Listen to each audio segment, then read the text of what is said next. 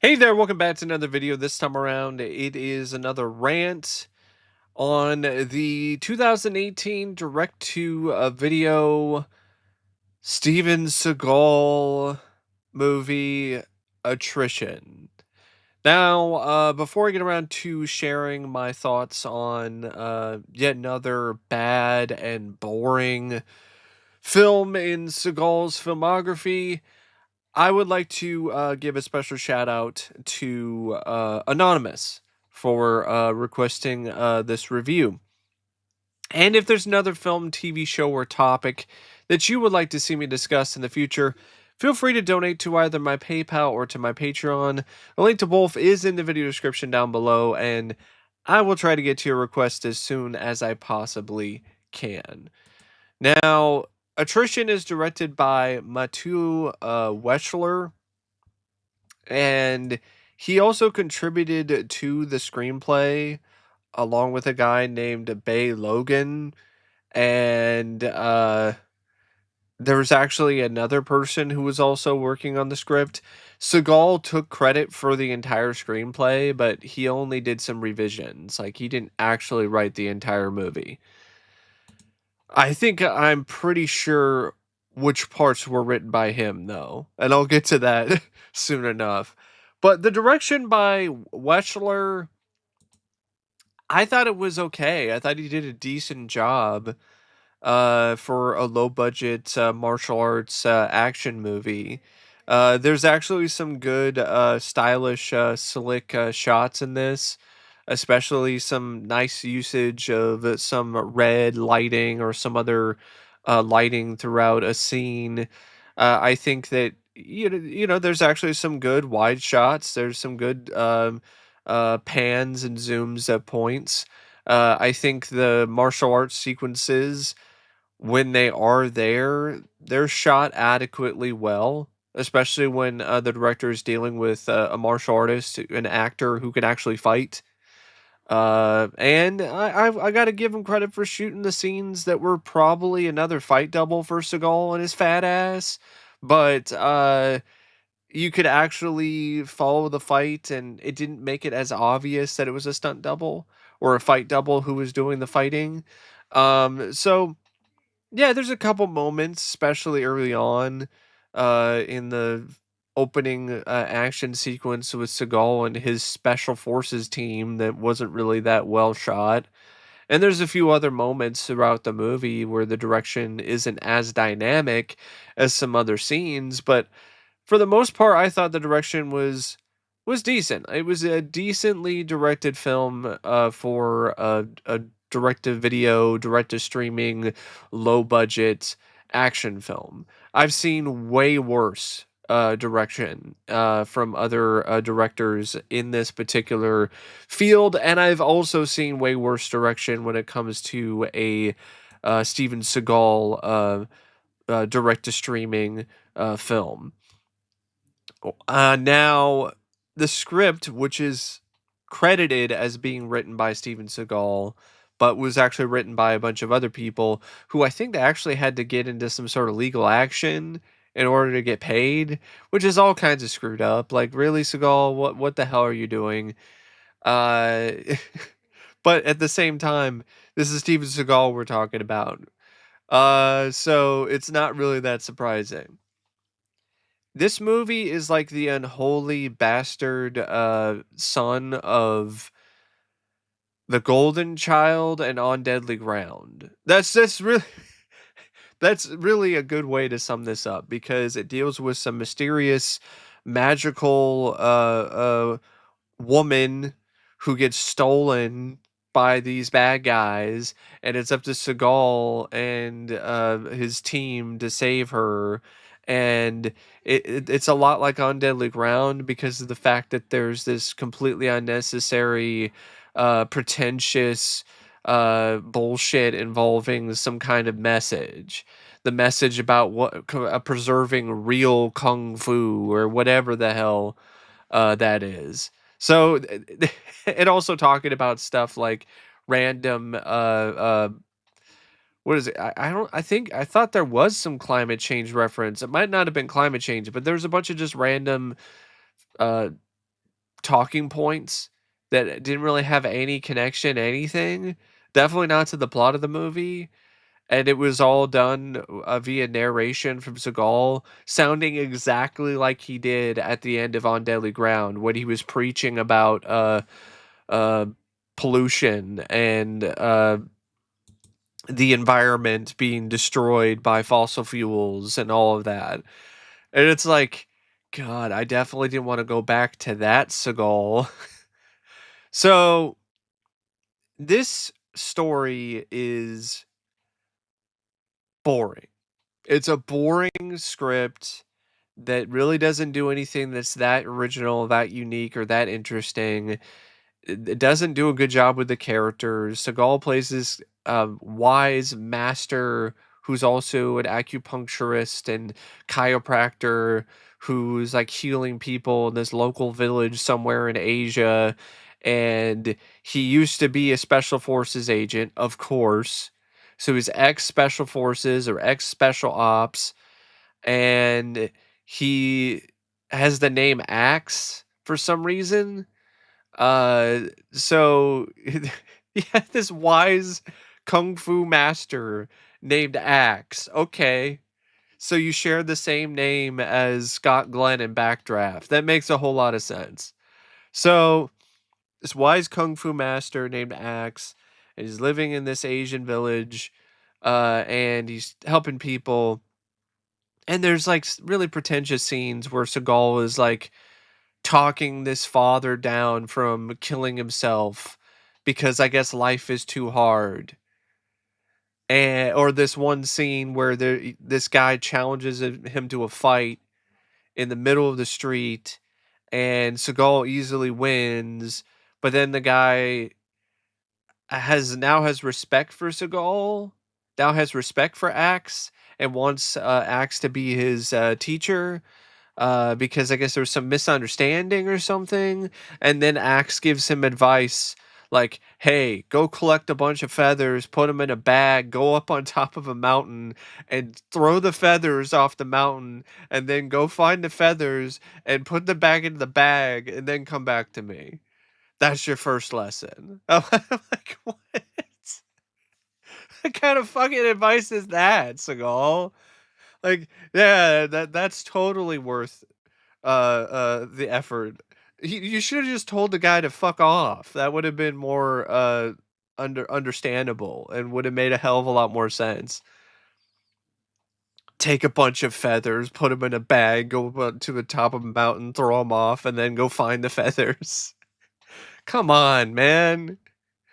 And there's just a lot of stuff in this script that just it's desperately trying to provide this character of Axe with this sense of just really inflated importance within the Asian community and just in general, as if he's preserving the true spirit of kung fu. It's fucking ridiculous. It really was. It was laughably pretentious in that regard. There's also something involving this guy who runs a blues bar. Yeah, that was probably something that was definitely added by Seagal. So he's approached by this guy. I'm trying to remember who. Yeah, Chen Man. Chen Man is the guy. He's a businessman, but he actually runs a blues bar in Asia. Yeah, totally makes sense. I bet I bet if Seagal actually did write the entire screenplay, there would be a bit where Seagal would actually be playing blues in the bar for no reason, probably playing his hit song "Alligator Ass," and that's a real song, by the way, by Steven Seagal. But yeah, this guy runs this blues bar, and he decides to join Seagal on this journey. This it's not really an adventure. It's more of a mission to save this woman who got taken by this evil bad guy named Q Mom, who apparently has all these kinds of powers. It's not really explained that well, but yeah, apparently that's the case. And so this Asian she might as well be like some kind of sorceress or something, because she's got this ability to like mess with people's minds and change things and reality, and she's kidnapped by Q Mom because Q Mom has a curse that he can't go out in the sunlight, like he's some kind of vampire. And so it's like, oh well, if you get this sorceress lady, then she'll break the curse. But he never really does anything to try to get her to like break the curse or anything. It just he just kidnaps her and then messes with her when he has this card game where he tries to force her to pick a card, and then whichever card you pick, then he'll use the form of attack that's on the card. Like it's some kind of martial arts version of Yu-Gi-Oh or Magic the Gathering or some shit. He picks up a card and it has a fist on it, and so he punches a guy to death. Like, what's next? You gonna roll a dice? Are you gonna have a dungeon master? Like, really?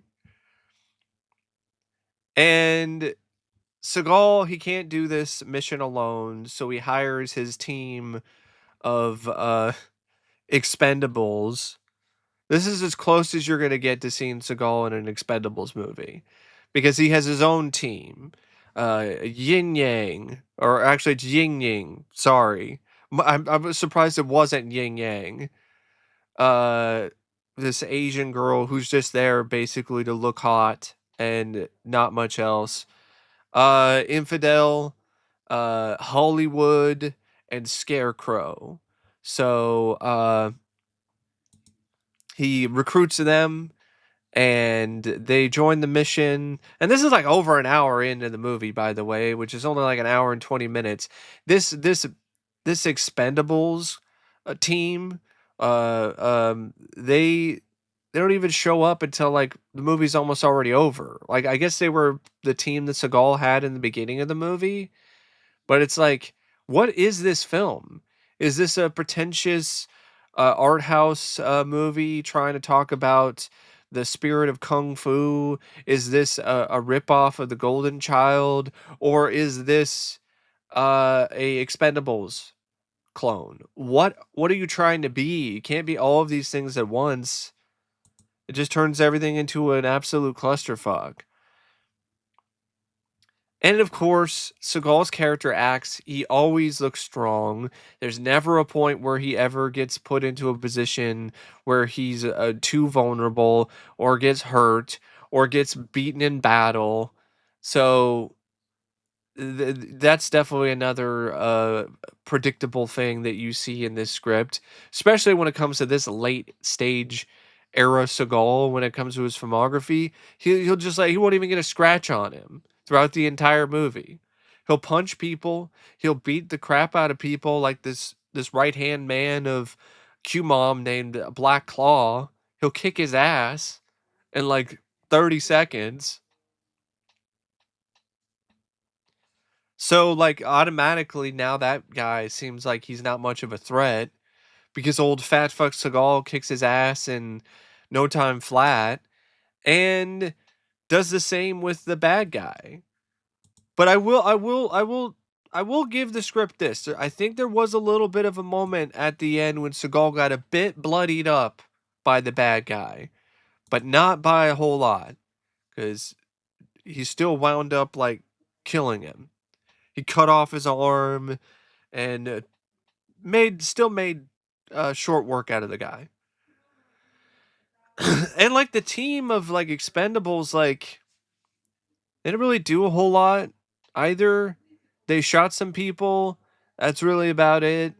Uh, there was a fight between Chenmon and Black Claw that was actually kind of decent because the two actors who were playing those characters could actually fight and move fairly well when it comes to the choreography. Um, but that doesn't mean that it was a fun time for me. I didn't even have dumb fun with this. It was just too boring. There's no reason to care about anything. There's really no reason to care about Tara, even though she's supposed to be really important and this magical figure. Her magic is never really explained. I guess Axe sees her in his dreams one time, and it's just a weird, out of place scene, but it doesn't really mean anything. It just seems like it's a bit of foreshadowing or something in terms of him having to rescue her later on. And there's a lot of stuff with the kung fu, pretentious bullshit involving preserving the spirit of kung fu and how some people use it for evil and some people use it for good. And there's scenes where Seagal's axe is doing moves where like he does this move with the businessman guy, the guy the blues brother. He might as well be the blues one of the blues brothers. Runs a blues bar, and he does this whole thing with him where he's going like this.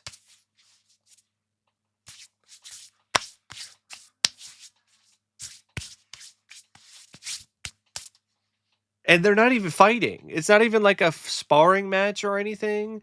It's just,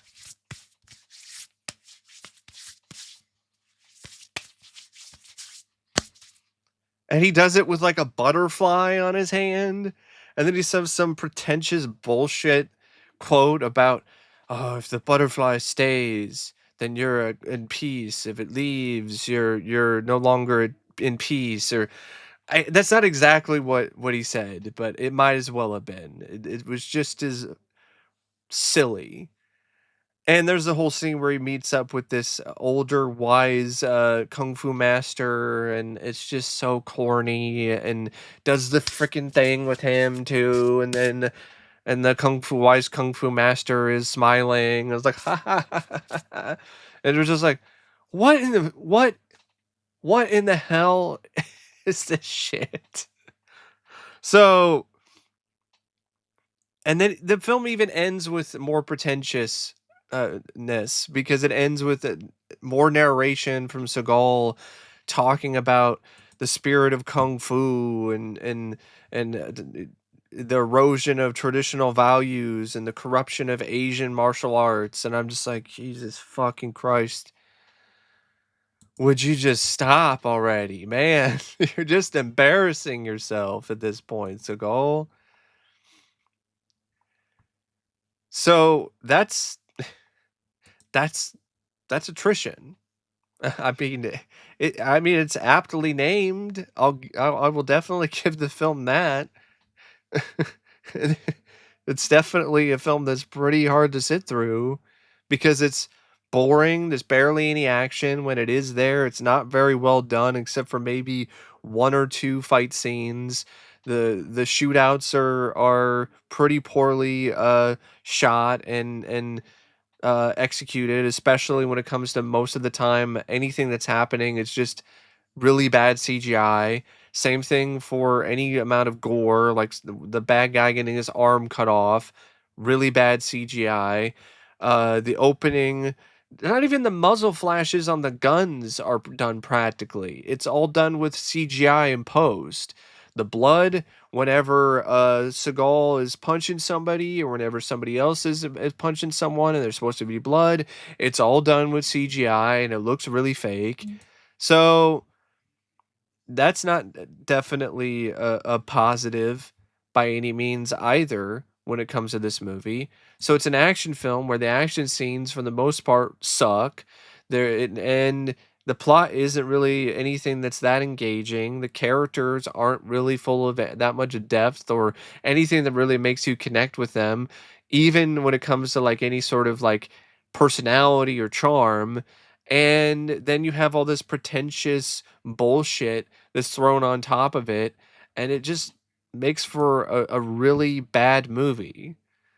Now, the cast, I mean, it's pretty poor. It's pretty pathetic, especially from Steven Seagal. Once again, a very lazy performance, wearing his piss yellow sunglasses, and just sleepwalking through his scenes and not really doing anything that you haven't seen a million times before when it comes to these bad direct to video or direct to streaming Steven Seagal movies. Whatever appeal that he might have had in his prime is completely lost at this point because now he's just a pretentious fat ass. And you're just like, give me a break with the fucking butterflies and shit. Come on, man. And then you got Rudy Youngblood, who plays Infidel. Siu-Wong Fan as Chen Man. He was all right when it comes to the fighting, but when it comes to him saying any type of dialogue, especially in English, he was pretty brutal. I have to be honest. And he had no chemistry at all with Steven Seagal. James B. Bennett, P. Bennett as Scarecrow. He's about as worthwhile as an actual scarecrow in the middle of a fucking cornfield. And honestly, you might as well you just had a scarecrow in the movie. We would have been like, oh, okay, that's something different at least. It wouldn't have made any sense, but at least it would have been like, all right. And I'm pretty sure you get the same performance out of the scarecrow too. Vithya Pansingram as Wise Father. Sergey Baduk as Hollywood. Kat Ingograt as Yin Yang. Yu Kang as Q-Mom. The guy was, I would say, out of all of the performers in this, he was the one that was kind of the most decent, as well as the um, the actress who played Tara Ting Sue. And Charlie Yoon is Black Claw. He wasn't that bad either. At least for me personally. And yeah, I think Yukong was the one that delivered the best performance overall in this as the bad guy because he was having some fun with it, and I felt like he was a little intimidating because they set him up better. His right hand man, like he just got his ass kicked by Seagal really quickly, but at least this guy they established him fairly decently enough throughout the movie as somewhat of a formidable threat, and I think the guy did a believable job in terms of getting that across. Now, when it comes to other aspects of the movie, uh, it's not really anything that's strong. When it comes to like cinematography, by Vincent Valliard Baron, or the editing by Jordan Dieselberg, or the music by Bruno Bergano. Especially that music was just so repetitive. It felt like it was on a loop throughout the entire running time of the movie. It was just generic Asian music on repeat. That's what the score was for Attrition. And it's like 85 minutes, but it drags because, like I said, it's boring. And to make matters worse, it's also pretentious. So it's sniffing its own farts and it's boring, which is an awful combination. And for an action movie, it doesn't provide the thrills. It doesn't provide any sort of action sequences that are that uh, engaging, fun, thrilling, exciting, or even that inventive or creative. So it's just another really forgettable, bad direct to streaming, direct to video film in Steven Seagal's filmography. But apparently, it's Steven Seagal's masterpiece, according to Steven Seagal. And other people have said it's the best Seagal film since Exit Wounds. And I'm like, no, Urban Justice was better than this. Like, honestly, just because of the so bad it's good elements of Today You Die at points, I would rather watch that. And that had like multiple scenes in it that were stock footage. Say whatever you want about Today You Die, it wasn't a pretentious wank fest. So anyway, I really don't know what else to say about Attrition except thanks for watching my review. And until next time, I'll see you later. See ya.